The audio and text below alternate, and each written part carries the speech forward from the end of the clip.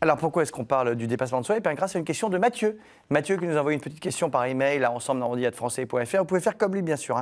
Vous aurez toutes les questions que vous voulez. Vous pouvez aussi nous écrire sur la page Facebook Ensemble c'est mieux avec France 3 ou bien nous appeler gratuitement, je le précise, au téléphone au 0805 383 383. Et attention, un moment d'émotion, je vous demande de lire avec moi la question de Mathieu. J'ai tendance à baisser les bras très vite dans tout ce que je fais. J'ai zéro volonté. Ou alors Comment améliorer mon mental? Il va pas très bien, Mathieu, manifestement. On va essayer de le rebooster un petit peu grâce à nos invités du jour. À ma droite, nous avons Clémence Castel. Bonjour Clémence. Bonjour, bonjour à tous. Oh là là, quelle beauté. Ouais, Mais quelle beauté comme ça, de bon matin à 10h50 sur France 3 Normandie. Clémence qui vient nous parler de son livre qui vient de sortir. A sorti il y a 2 semaines. Ça s'appelle Aller jusqu'au bout. Et c'est vraiment des conseils justement sur le dépassement de soi. Bon, ça raconte aussi un petit peu évidemment vos aventures dans Koh-Lanta. On va y revenir. Vous êtes la seule à avoir gagné 2 fois le jeu. Tout à fait. C'est un truc de fou. Bravo. À la fois la plus jeune, bon, c'était la première fois. Oui. C'était quand la première fois? 2005. Ah non, 2005. Ouais. Oh, ça nous rajeunit pas. Bah, surtout toi, si je peux me Je te remercie beaucoup. Ouais, c'est à 14 ans quand même, c'était beau. Et du coup, vous avez regagné après. C'est ça. Et vous êtes la seule femme, homme réunie à avoir gagné 2 fois le jeu. Donc. Exactement. Bah, bravo. Vachement bien. Et ben, on va en parler. Et puis on a aussi à côté de vous Xavier Massol, qui a écrit un guide de survie. C'est ça Denis Trébaudot, la personne pour qui je travaille, Voilà. a écrit un livre. C'est Denis qui a écrit un Oui, guide. c'est ça, c'est Denis. Moi, je connais bien Denis, parce que j'ai fait un stage de survie, justement, moi aussi. Alors, rien à voir avec vous, Clémence, je n'ai pas fait Koh-Lanta. Je suis parti dans le désert 3 jours au Sahara, et le défi, c'était de ne pas boire pendant 3 jours. Tu l'as bien vécu? Et donc, oui, j'ai un peu Te maigri. connaissant, à mon avis, J'ai un peu t'as maigri dû parce que je ne pleurer. vais pas boire et pas manger. Et c'est Denis Trébaudot, donc votre prof, coach, je ne sais pas comment dire, enfin, le monsieur pour qui vous travaillez, qui m'avait coaché. Il m'avait notamment appris à boire mon pipi. Ce qui n'est pas le truc le plus formidable de la Terre. Vous ne connaissez pas tous les deux? Non. Eh ben voilà, vous découvrez. Alors, Laurence, on commence par vous. Donc, moi, j'ai lu votre livre. Clémence. Pourquoi j'ai lu Laurence? Bah, pourquoi pas? Je sais pas, mais c'est parce que ça joli finit en aussi, hein. anse. Voilà, Ça finit en c'est ça. anse et que je suis un peu fatigué ce matin avec mon mal de dos là. Ça fait 2 jours. Hein. Oui, c'est- Depuis dimanche là, j'ai Tu fait ne un parles tennis. que de ça, Alex. Pam, oui, j'ai très mal à mon dos. J'ai fait du tennis. Ah bah tiens, transition involontaire mais formidablement incroyable, car figurez-vous, parce que Clémence quand même, elle a fait donc Koh-Lanta. Il faut une volonté de dingue. Oui. Mais c'est pas nouveau chez vous la volonté, on peut le dire, puisque vous avez suivi d'abord une carrière pour être tennis woman professionnelle, bien meilleure que moi, et donc vous avez fait sport-études, tout ça. Donc ça déjà, on peut dire qu'à la base, quand même, vous aviez une volonté farouche.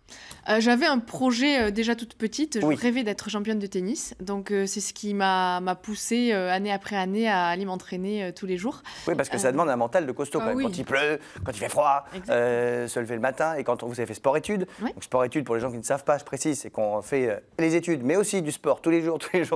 Oui. Donc ça demande quand même de s'accrocher violemment. C'est ça. Et puis, moi, je trouve que le sport, c'est une des plus belles écoles de la vie, avec l'aventure. Et ça m'a beaucoup appris sur moi, sur accepter la défaite, profiter des victoires. Et ça m'a appris à me dépasser au quotidien dans mon entraînement. Et ça m'a beaucoup aidé aussi dans Koh-Lanta, forcément. Bon, ça parle de tout ça donc, dans ce fameux bouquin que j'ai lu, du coup, avec attention. Bon, je m'y suis pris tard, hein, je l'ai lu hier, Ah oui. mais c'est sorti il y a 2 semaines. Ouais. J'ai tout lu, du coup, j'ai tout dévoré. On apprend plein de trucs, des trucs d'ailleurs, on va revenir dessus un petit peu avec Lily après, sur une des parties dont vous parlez, qui est la méditation. Lily va nous parler de méditation dans quelques instants. Mais c'est quand même assez fascinant quand on vous lit, parce qu'on sent qu'il y a une espèce d'envie de partager. Et de dire, parce qu'on peut dire que votre vie, elle est quand même plutôt cool, hein, voilà, vous avez une vie chouette, vous êtes chef d'entreprise, voilà, maintenant, du coup, grâce à Koh-Lanta, vous faites aussi des apparitions, vous expliquez justement des stages sur le dépassement de soi, vous venez par l'entreprise, tout ça. Vous avez une vie assez dingue et c'est très agréable de lire ça, parce que ça donne envie d'y arriver. Et il y a plein de petites phrases, dingues. Non, mais je veux dire, pour Mathieu, qui n'est pas très motivé, bon, je fais de la réclame, j'ai pas trop le droit à la télé, mais je le dis quand même, pour Mathieu, qui n'est pas très motivé, ça fait du bien, parce qu'il y a plein de phrases aussi de gens très célèbres, des citations qui sortent par-ci, par-là. Il y en a une que j'ai adorée. Attends, je sais plus, il faudrait que je la retrouve. J'ai pas noté parce que je suis nul pour noter. Non, mais c'est un truc sur genre croire en ses rêves, c'est bien, mais croire en soi, c'est mieux. plus fort. C'est- Ou un truc comme ça. C'est ça. Voilà, mais qui est assez dingue. Et voilà, ça donne très envie. Aujourd'hui, donc Koh-Lanta 2 fois. Qu'est-ce qui déjà, le faire une fois, je trouve ça dingo. Voilà, moi, on m'a proposé plusieurs fois des trucs comme ça, j'ai toujours refusé. Je me dis, voilà, c'est fou. Oui, mais faire une fois ça, c'est dingue. Et y retourner, parce que vous n'êtes pas retourné que 2 fois en plus. Vous expliquez justement dans le livre que vous êtes retourné en 2009 pour le retour des héros. Je crois que là, vous avez raté. Alors là, pour le coup, ça vous a énervé. Exactement. Et c'est pour ça que j'ai accepté et j'étais très motivée de refaire un Koh-Lanta en 2018. C'est parce que j'avais une vraie frustration de mon échec en 2009 lors du retour des héros, où la frustration ne venait pas du résultat en lui-même, parce que grâce au sport, j'ai appris, comme je disais, à perdre. Défaite, voilà. ça arrive. Mais ce qui me plaisait pas, c'est que j'avais l'impression de ne pas avoir donné le meilleur de moi-même. Donc je suis allée sur cette nouvelle édition avec une grosse motivation. Pas forcément, le but ultime n'était pas forcément de gagner, mais de donner mon maximum et d'aller le plus loin possible. Et si le plus loin possible était de gagner, évidemment... oui, ce qui implique aussi plein de trucs, de la stratégie, de la réflexion, parce que c'est pas facile, Koh-Lanta. Vous ferez Koh-Lanta, vous les filles? Moi j'aimerais bien, mais je serais nulle. Pourquoi? Fais un stage avec Xavier. Oui, au pire, avec Xavier, 3 jours, ça va. Mais alors, je sais pas combien de temps ça dure. Une édition normale, c'est 42 jours. C'est un mois, c'est même plus qu'un mois. 42 jours sans manger, moi, c'est pas possible. Mais non, mais tu manges. On mange. Un petit peu. En petite quantité. Ah, d'accord, oui. Voilà, c'est peut-être ça le plus dur, pour moi. C'est pas énorme. Alors, Xavier, donc vous organisez justement des stages de survie. Alors, c'est pas Koh-Lanta, je précise pour les gens qui ont envie d'essayer un stage comme ça. Enfin, c'est pas Koh-Lanta. Ça peut donner des... Voilà. Ça peut t'entraîner. Ça peut t'entraîner un petit peu. C'est quoi exactement un stage de survie et pourquoi on fait ça? Est-ce que Mathieu doit en faire un là pour aller mieux? Ça peut l'aider, mais je pense que déjà il faut qu'il se ressente sur des petits objectifs dans sa vie déjà. Ouais. Parce qu'il faut commencer par des petits objectifs et puis après il pourra aller plus loin. Et juste à ce sujet d'ailleurs, j'aimerais juste dire un petit truc, mais quand on comprend pourquoi on fait les choses, et ben ça va tout de suite mieux. Et par exemple, quand on sait qu'on a besoin de 4 hormones pour être heureux, juste produire 4 hormones. Et l'une d'elles, la sérotonine, elle est véhiculée dans notre corps quand on va au bout des choses, quand on finit ses micro-objectifs, par exemple. D'accord. Et donc, par exemple, si Mathieu... D'accord. Quand Mathieu, il a dit, je vais couper les carottes et je vais faire mes lasagnes. Et ben, s'il va au bout de couper ses carottes et qu'il va faire ses lasagnes, tout de suite, il aura un sentiment de réussite dans sa vie. C'est vrai. Et ainsi de suite. Et puis, alors, il pourra commencer à s'inscrire au club d'athlétisme et il pourra faire des fractionnés et puis ainsi de suite. Et tout de suite, ça ira mieux. Mais il faut commencer par les petites choses. Eh bien, les petites choses, c'est bien. On va regarder. Le stage survie, ça va plus loin. C'est une grosse chose. C'est une grosse 3 jours, c'est ça? C'est sur 2 jours. Il y a plusieurs modules, ouais. Et regardez, on a des images, on va regarder ça et comme ça, on en parle après. On est là. Et l'objectif, c'est d'aller ici. Le chemin sera court, mais intense. C'est la première règle de la survie, s'économiser. Règle numéro 2, savoir s'orienter, mais sans GPS. C'est l'enseignement principal de ce stage, éviter d'être déboussolé et regarder autour de soi pour se repérer, mais aussi pour se sustenter. J'ai trouvé une première comestible. Allez, vas-y. Vas-y, Kylian. Alors c'est comment? C'est cool. Ah, c'est pas bon. C'est vrai? C'est pas bon? Mais manger ne suffit pas. Côté boisson, il suffit d'une bonne mare d'eau croupie et d'un peu de charbon en guise de filtre. Rassasié et abreuvé, il est temps de reprendre la route et de s'enfoncer dans la forêt. Prochaine étape, établir un bivouac car la nuit approche à grands pas. Il risque de pleuvoir dans la nuit. Donc objectif, on va mettre une fêtière. C'est un bout de bois qui va tenir tout l'abri, assez haut. Et on va mettre un toit avec beaucoup de pourcentage. La construction de la cabane, un véritable chantier et l'occasion pour les stagiaires de mettre déjà en pratique leurs premiers enseignements pour un minimum de confort. Je suis en train de préparer le sol pour pouvoir dormir. On met ces feuilles-là pour qu'il y ait moins d'humidité et puis qu'on soit un tout petit peu plus au sec. Armés de leurs arcs à feu maison, les stagiaires tentent, retentent, jusqu'à ce que la précieuse braise ne prenne forme et ne devienne flamme. Là, on a une braise. Bon. Autour du feu, la faim se fait sentir. Au menu, soupe d'ortie, campagnole ou criquet grillé et déjà un premier bilan de cette journée. Ah, il y a la limace. Je pense que ça résume assez bien la journée. C'était bien, on a fait pas mal de choses. Et après, il y a eu des grosses découvertes. Ce stage est une initiation à la survie plus qu'au dépassement de soi. Ce soir, pas d'élimination, ni d'immunité, même si la nuit risque d'être longue. Ça vous rappelle les souvenirs, Clémence, tout ça? Je pense que j'aurais dû faire un stage avant d'aller sur Koh-Lanta, en fait. Alors que Lily, elle, n'est pas du tout impressionnée. Hein. Elle nous dit par reportage, ah oui, mais je faisais ça quand j'étais scout, j'étais Jeannette. Alors on a découvert aujourd'hui, grâce à son reportage, que Lily était Jeannette, avec Jeanne à côté qui était aussi surprise. Ouais. Donc maintenant, j'ai Jeanne et Jeannette. Écoutez, je vais vous appeler comme ça le matin. Tu peux. Rien de surprenant. Jeannette. Enfin, je sais pas si ça existe alors, encore. En gros, l'idée, Xavier, c'est que vous prenez des gens et vous nous apprenez des trucs aussi simples que de faire du feu avec rien, filtrer le pipi avec une bouteille d'eau comme moi j'avais fait avec Denis. Voilà, c'est pour apprendre à se débrouiller quand on n'a rien en fait. Il y a des difficultés de stage. Et le plus simple, le classique, c'est de samedi matin à dimanche et 2 jours ou dans d'autres moments de la semaine. Mais en tout cas, c'est 2 jours. Et après, il y a des échelles de difficulté. Ah, donc carrément, on peut faire un stage de 2 mois Eh ben, il y a des privatisations de stages, effectivement. Et par exemple, il y a une personne là, qui a demandé à Denis un stage particulier. Ils sont partis en Inde, dans un coin de jungle où il n'y a personne, voilà, où il y a vraiment sauvage de chez sauvage. Et ils ont passé 1 à 2 semaines tout seuls, vraiment isolés. Et voilà, ils recherchaient ça. Ouais, alors personnellement, je préfère passer 2 semaines avec vous qu'avec Mike Horn. Hein. Vous êtes beaucoup plus sexy. Oh non. Non, mais je sais que Jeanne est fan, fan de Mike Horn. Alors quand même, ça fait plus rêver de voir des aventuriers. Excuse-moi, regardez tous les deux là. On dirait 2 gravures de mode. Mike Horn, on dirait, bon bref, il a pas l'air en forme. Voilà, non, c'est quand même plus agréable de voir tous les deux. On dit des vrais aventuriers, ça peut aussi être beau. Mike Horn, c'est un vrai aventurier quand même. Hein. Oui, mais il n'est pas beau. Oui. Alors, vous les filles, vous avez justement regardé les stages. Des stages de survie comme ça, toi, tu en as trouvé un de l'espace, Jeanne. De l'espace, en fait, ça ressemble un peu à ce que vous proposez. C'est du côté d'Annecy, c'est 3 jours dans les montagnes. Oui. Pareil, apprendre à survivre avec un professionnel de la montagne et du raid. Et donc, c'est pareil, comment faire un feu, comment se nourrir, comment utiliser un couteau de survie, chose que je ne sais pas du tout faire, par exemple. Comment trouver de la nourriture. Donc là, tu manges de la plante et des insectes. Comme on a vu le reportage, d'ailleurs, à manger de l'herbe ou des trucs comme ça, c'est quand même assez particulier. Mais oui. À Koh-Lanta, ça vous arrive de manger des trucs Ah bah oui, ils ont mangé des grosses larves, là, ou des grosses migales. Et puis moi, à titre personnel, j'étais une des plus frêles. Donc tout ce qui était comestible, je faisais pas la difficile hein, parce que ça pouvait influencer mon physique et puis m'aider à tenir parce qu'il faut tenir sur la longueur. Oui. C'est pas évident. Oui, mais tenir, ça demande de l'énergie et donc de la nourriture quand même. C'est ça. Alors certains pouvaient se permettre parce qu'ils avaient quelques réserves. Moi, en tout bien tout honneur, hein, je le dis ça gentiment. Il y en avait qui sont arrivés, boum, et ça fait un stage d'amaigrissement. Voilà, il y en a qui perdent près de 10 kilos, je crois, non? Oui, moi la dernière fois, j'ai perdu 9 kilos. Et ils étaient où? Déjà, t'étais pas bien gros. C'est ça, c'est-à-dire qu'à un moment donné, je n'avais plus d'énergie. Donc il y a quelques épreuves, je suis passée à côté parce que j'étais complètement à plat. Et après, l'adrénaline de la fin d'aventure m'a fait gagner les dernières épreuves. Enfin, pas la dernière, mais voilà, j'ai pu tenir grâce à ça. Mais on revient chez soi très fatigué et on met un certain temps à s'en remettre. Mais heureusement, on a un gentil mari et des enfants. Exactement. Et donc, on s'occupe bien avec Mathieu, qui, je précise, n'est pas le Mathieu qui nous a écrit. Hein. J'espère pas. Votre Mathieu à vous, Mathieu, qu'on connaît, si vous suivez la Starac il y a quelques années, puisque vous êtes marié à Mathieu qui était...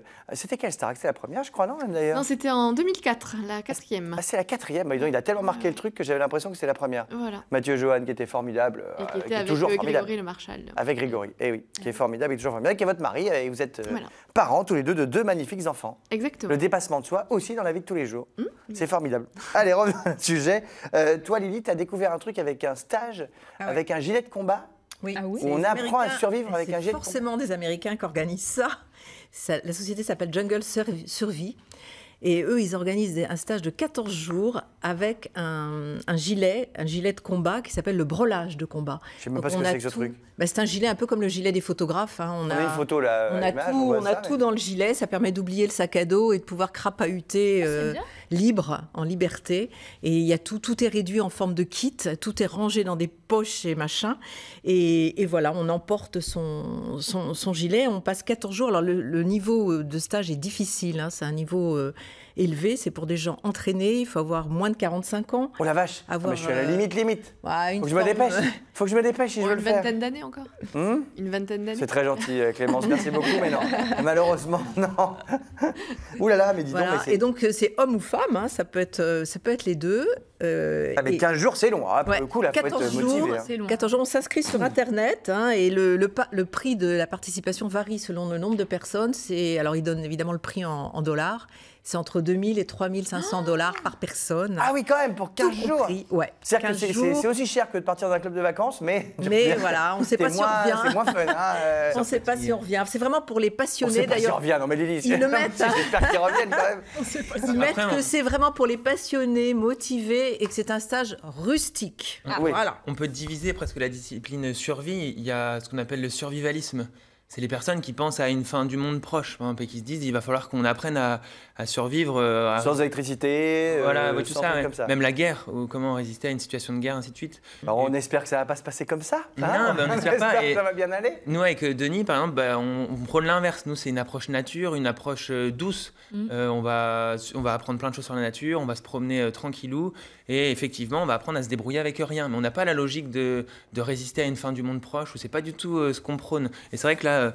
c'est proche du combat. Ce que tu nous as montré, un gilet kaki militaire qui vient pour la bagarre. Non, c'est pas du tout ce que nous on prône. C'est pas ce qu'on va rechercher. Et sur la nature, justement, que vous en parlez, Clémence aussi en parle dans son livre, c'est important comme ça de se retrouver, parce qu'on sent que chez vous, c'est un truc hyper important, Clémence, d'aller, je sais pas ce que vous faites, est-ce que vous allez vadrouiller dans la nature? Non, mais profiter, tu parlais tout à l'heure du brame du cerf, ou profiter d'un coucher de soleil, profiter du chant des oiseaux au réveil, c'est des choses qui sont accessibles à la plupart d'entre nous, sauf ceux qui habitent dans les grandes villes, mais ça reste accessible, ça coûte rien, et ça peut apporter beaucoup de bonheur.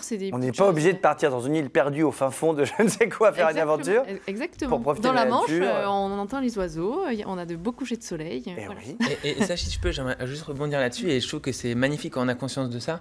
C'est Luis Espinassou, c'est un accompagnateur des Pyrénées, qui a mis ça en évidence. Il explique c'est important de se recentrer sur l'ordinaire.